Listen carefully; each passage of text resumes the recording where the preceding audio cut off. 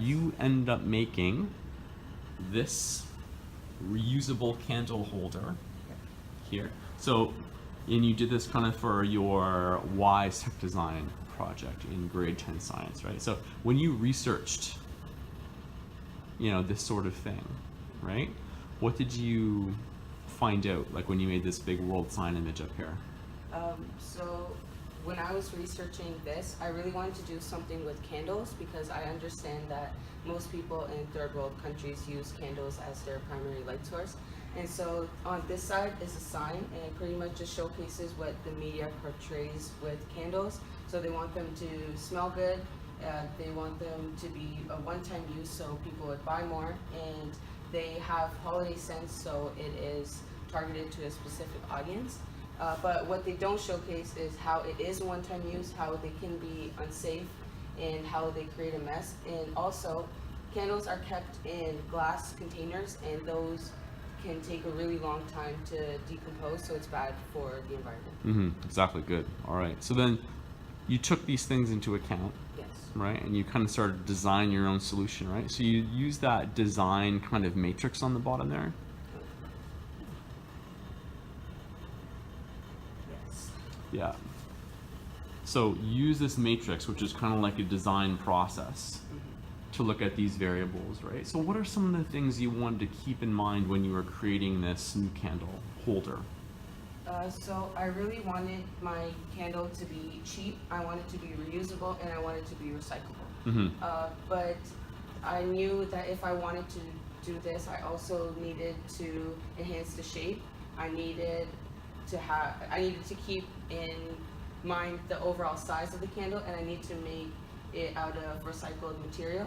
And this is pretty much just the relationship of how this could positively and negatively affect what I wanted the results to be. Because when we originally had these conversations about you making like a candle holder, you said, you know what, I think I'll 3D print it. Yeah.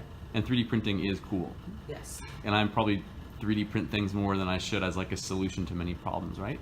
And then you came at me with your solution, which was not 3D printed, right? So actually, why don't you grab your actual thing you made? Do you want to talk to me about why you chose to make it out of certain items and make it the way that you did? So I looked at pictures online of garbage and litter, and I noticed that the main things they had was cans and cardboard. Yes. So I really wanted to make it out of something that was accessible to people who live near garbage fields. Yeah. So that's pretty much why these two are my main materials that I used. And I pretty much inside wrapped it with foil so that it would be somewhat safe and so that it would not burn through the cardboard. Yeah, so a big part of your project had to do with using that design. Actually, why don't you scroll up a bit? It's cool. Yeah, we almost only have to go to that bottom slide. Yeah, so a lot of times when students do these design projects in school, they use something called design thinking. And the whole idea, I guess, is that you look at these variables and you design something in this process, right? And you're trying to figure out the best way of designing something by changing these different factors, right? And these different variables. So we kind of made you have one variable that had to do with STSE, right? So science, technology, and engineering and society, right? So beforehand, you mentioned, I'm going to 3D print it, right? So by making you do something that more closely aligned with STSE, did that change what your final material choice was? So again, like I said, the landfills with all of the products. So I really wanted to use something like this, so something that was there. And the reason that I chose these specific materials is also because of the shape of them.